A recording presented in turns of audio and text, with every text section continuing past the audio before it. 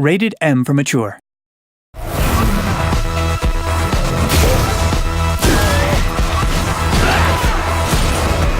know. You've heard me say it again and again. But we don't care. The Search is an action RPG, we say a hardcore action RPG set in the near future, and it's really all about one-on-one combat and cutting off body parts, using them to craft something for yourself. So you're playing in this game as Warren. He's a new employee at this company called Creo. It's like a big mega corporation. They're trying to solve a lot of the problems in the world. Creo really has the task to repair environmental damage by shooting rockets with payloads in the atmosphere that are supposed to heal Earth's atmosphere. And Warren has just gotten a job here. So he's showing up for work for his first day. Things are a little mysterious, a little strange, but it's okay. He really needs the work. He gets his industrial exoskeleton applied to him, but something goes really wrong.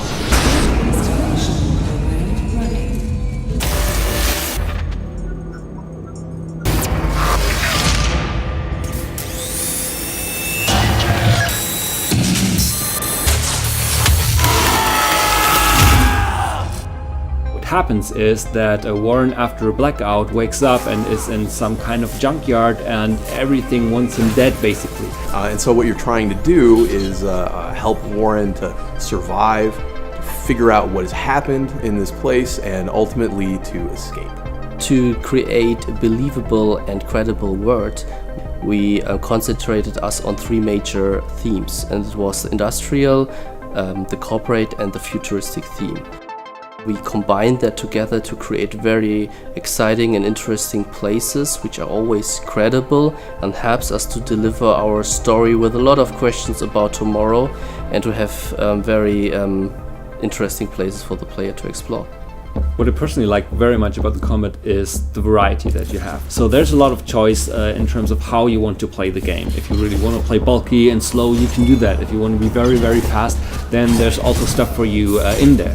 You can do it in a defensive way. You can block, you can dodge, you can duck, you can jump. There's a lot of stuff you can do. So when it came to the technical implementation of the combat system, we rely on physics-based hitboxes that are positioned specifically according to the input that the player gives. So it's possible for us to really find out which limb actually gets hit by the strike by the player, and it's also the case that the same rules apply for the enemies. It's very, very detailed and also interesting to play with for the player, and it's also interesting for us that the enemies follow the same rules. It's really, really reactive. It's really snappy. You really feel that you can impose your will on the game world.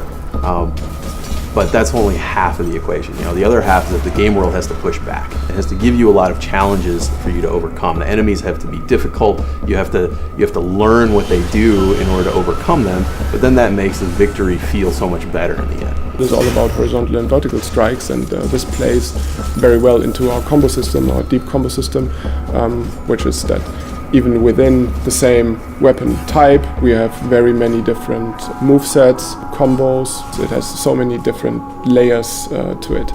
Where you strike on the enemy really makes a big difference in your combat. Of course, that wouldn't work out so well unless you're actually able to target specific body parts, which luckily is a main feature in our game. So you see an enemy, some of his body is armored, some of it's not armored, and then you get to decide, am I going to attack him in a vulnerable area and go for the kill, or am I going to attack him in an armored, protected area, damage that armor, chop his limb off, loot it, and then go craft it for myself. That doesn't feel like you're just some overpowered superhero slashing people away or something. We don't have that, and we don't want that. We want really this engagement, this fear in the fight, and the reward is something you take from your enemy in a maybe sometimes very brutal way. We thought about how can we incorporate, for example, his exo rig in the best possible way. We wanted to make it look really heavy, but at the same time he needed to have this incredible speed, and he had this enormous power to him now.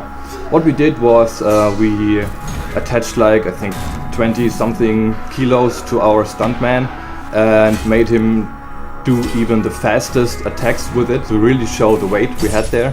When it came to the finishing moves, of course we wanted them to be as cool as possible, but On the other hand, we didn't want them to be that, let's say, fancy. We didn't want to have ballet-like or dancing moves in there, but we just wanted to show the brute force of our hero guy. There is a sense of pretty dark humor in the game, so it doesn't really take itself too seriously. I mean, it's a violent game, but it's really about fantasy violence. You're basically fighting monsters, but you will also see that there are a lot of people in this world, and some of them really had some issues with the new situation, and some of that you can resolve, and some things you just witness, but you need to pay attention. We really try to have different layers of story. Some of them are really important for you and some aren't, and some just lead you in the wrong direction. But again, it's about exploring, it's about you finding out what it is about. So you really take a look at things, you explore things, and bit by bit the story comes in if you like to experience it that way.